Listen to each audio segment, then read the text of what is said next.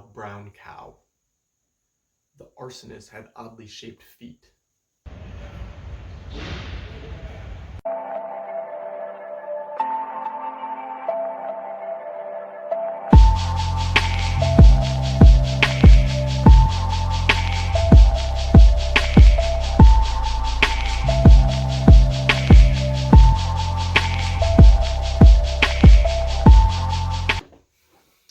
What's up, YouTube?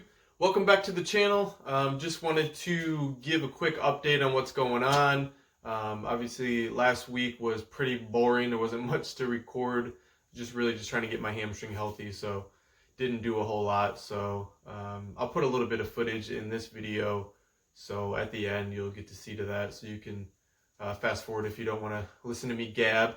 But I wanted to use this time to go over some questions that we had on Instagram. I posted like a question of what do you want to see on the YouTube page. So there's just a few questions I figured I'd answer. So yeah, let's just go over that now. So now that I'm writing my own programs, I know exactly what I'm doing, the week ahead or, in my whole cycle. So, I can prepare mentally for weeks ahead of time. So I know what I'm doing. And that helps out a lot. I know a lot of younger athletes and college level athletes, you don't really have that luxury all the time. Some coaches don't want you like stressing out so that you're not going to get your workout ahead of time. But for me, I know what I'm doing ahead of time, so that helps out a lot. If I do know what I'm going into, I can, get through it in my head a whole bunch of times, do those mental reps so that, if anything does go wrong, I've already been through that in my head. Like when you're visualizing, you're not just visualizing the good things that are happening, you're visualizing those bad things that can happen. So you're able to get through it better. So that's something I would employ people to attempt to do in their own life. You're visualizing the good things that happen. Of course, yeah, you want to see those good things happening, but also, especially in the decathlon, envision what would happen, if you did get hurt or you fall, or it's raining or it's windy at a meet. Like you want to know, you want to be prepared for anything bad that could happen. So, another, mental training exercise you can do is like, if you're going to have a hard workout, or like say you get surprised and coach says, hey, we're going to run this workout, and you're dreading it. You got these intervals, if you want to get through it, I would say I always look at those situations as ways to prepare for the worst. Just like you're visualizing bad things happening, when bad things do happen, just be like, okay, this is just a test. This is my way of getting through things when I get to a meet. I'm hurt, I'm tired, I'm sore. I got this race, I got the 1500 coming up at the end of a deck.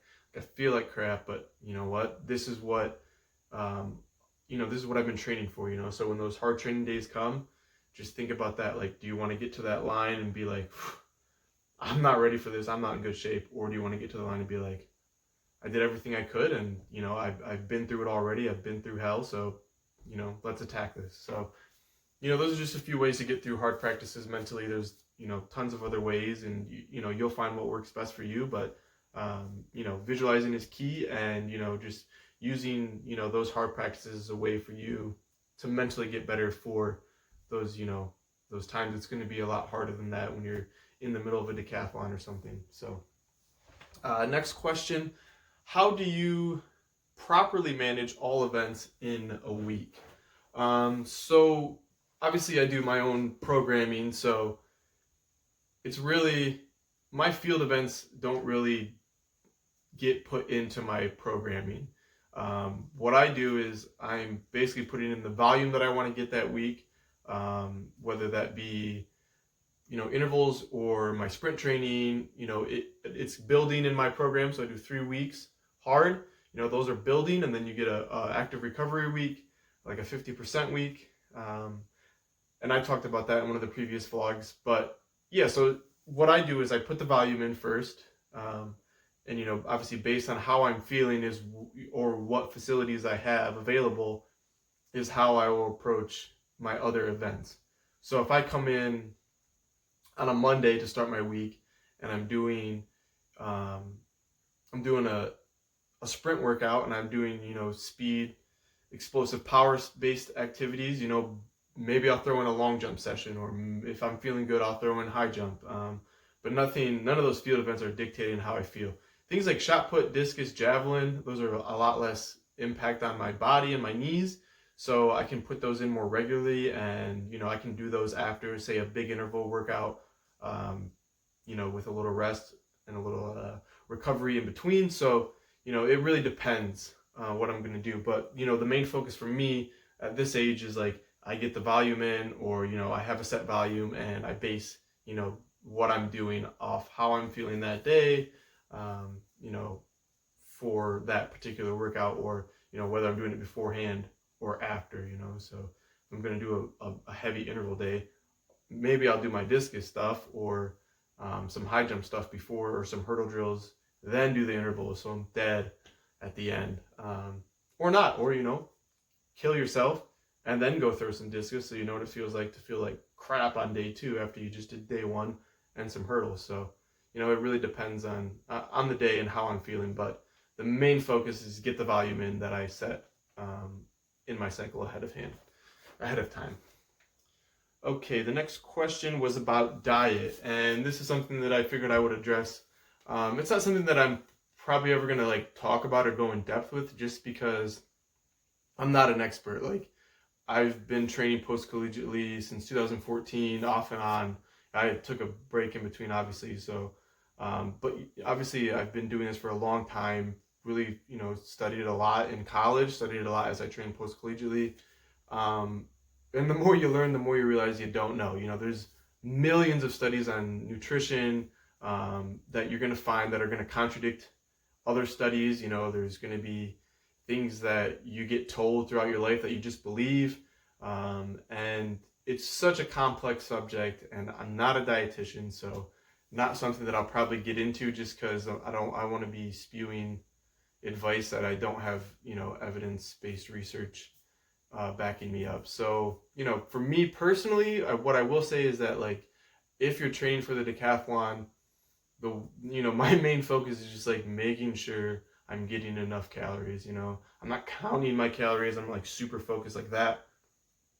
But what I am doing is making sure if I'm hungry, I'm eating. Like, my body needs to recover. I need to get a lot of calories to feed my body from all the damage that I'm putting it through.